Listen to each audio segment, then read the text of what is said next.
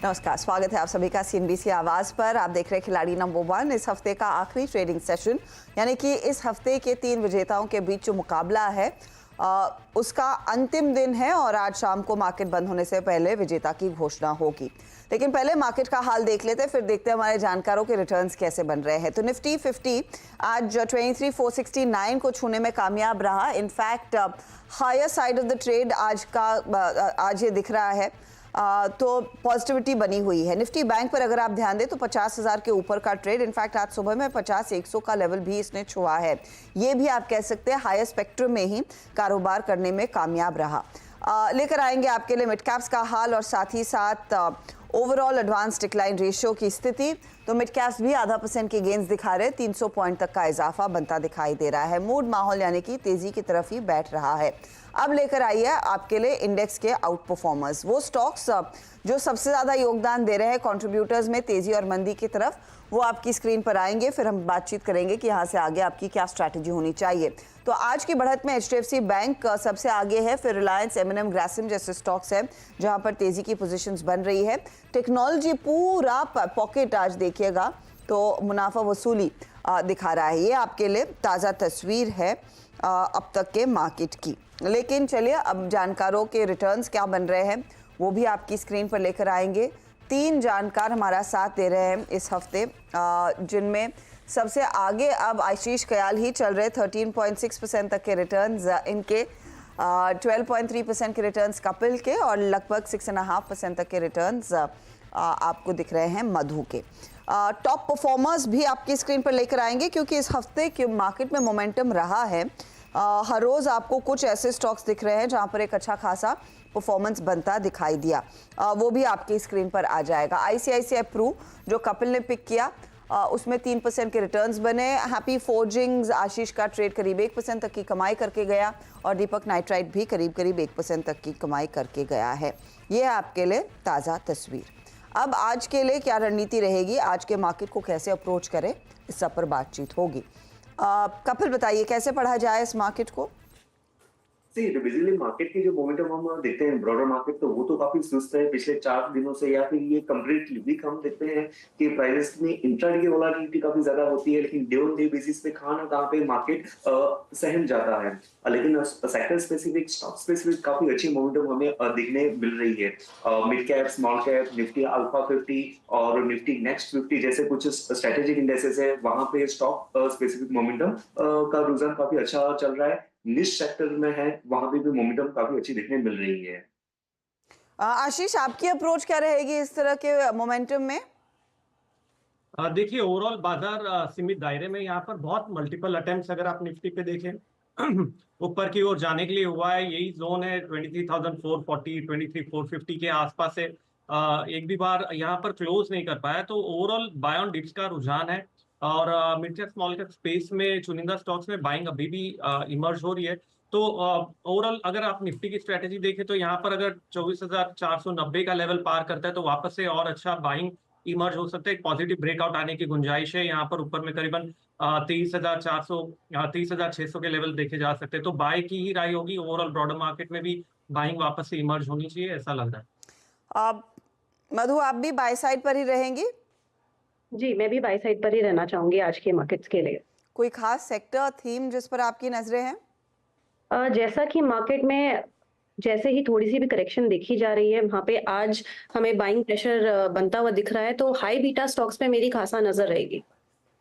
High beta counters पर focus मधु का रहेगा। चलिए एक एक करके इन सबके पोर्टफोलियो अब आपकी स्क्रीन पर लेकर आएंगे। मधु का ही पोर्टफोलियो पहले स्क्रीन पर रखिएगा। कौन से ट्रेड्स दरअसल इनके फेवर में गए हैं वो पहले आपको बता दिया जाए। तो एक तो एग्जिट किया हिंडाल्को में कल, REC को होल्ड कर रही हैं, मुनाफा बुक किया है दीपक नाइट्राइट के ट्रेड में।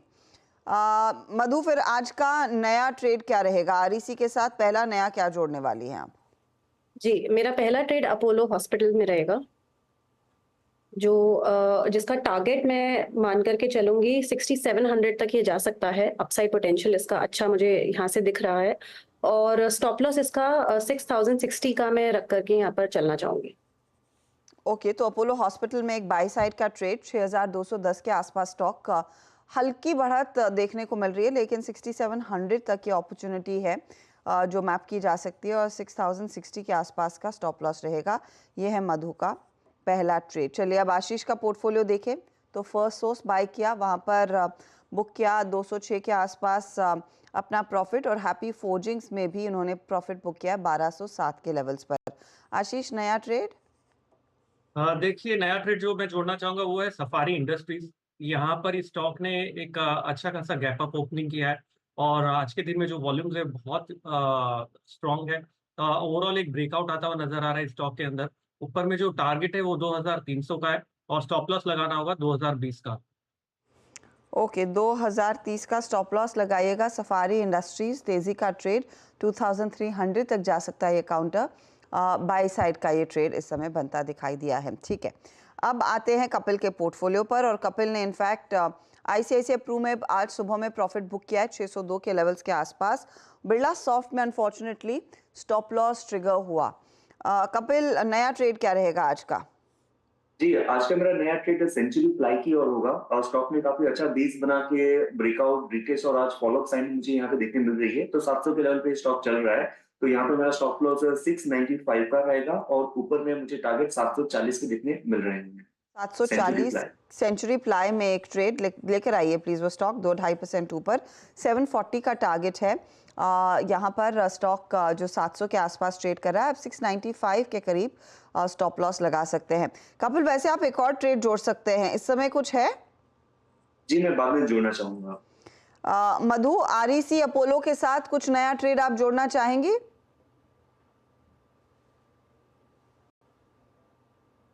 मधु, आपको आवाज सुनाई दे रही है? आशीष, आपका क्या प्लान रहेगा? नहीं, फिलहाल मैं होल्ड करूंगा। सेकंड हाफ में देखते हैं बाजार की चाल क्या है, उसके बाद ही मैं कुछ जोड़ना चाहूंगा। बाजार की चाल देखने के बाद ही दरअसल नया ट्रेड जोड़ा जाएगा। ये फिलहाल आपके लिए राय इस समय आ रही है। मधु को रिपैच करेंगे, वहां पर मेरे ख्याल में संपर्क टूट गया है, उनके पास नया ट्रेड है तो लेंगे। अच्छा, बाय द वे आज नजरें सभी सीमेंट कंपनियों पर है और सीमेंट पर यतिन को जोड़ेंगे। ये जो अंबुजा ने पेन्ना इंडस्ट्रीज खरीदी है, लेकिन सीमेंट स्टॉक्स में आप गौर करिएगा, एक तो संघी इंडस्ट्रीज जो वैसे भी 1.5 साल पहले अंबुजा ने एक्वायर किया था, वो स्टॉक 111 के आसपास ट्रेड करता हुआ। मंगलम सीमेंट, श्री दिग्विजय सीमेंट, ये सारे काउंटर्स हैं जहां पर मोमेंटम देखने को मिला है।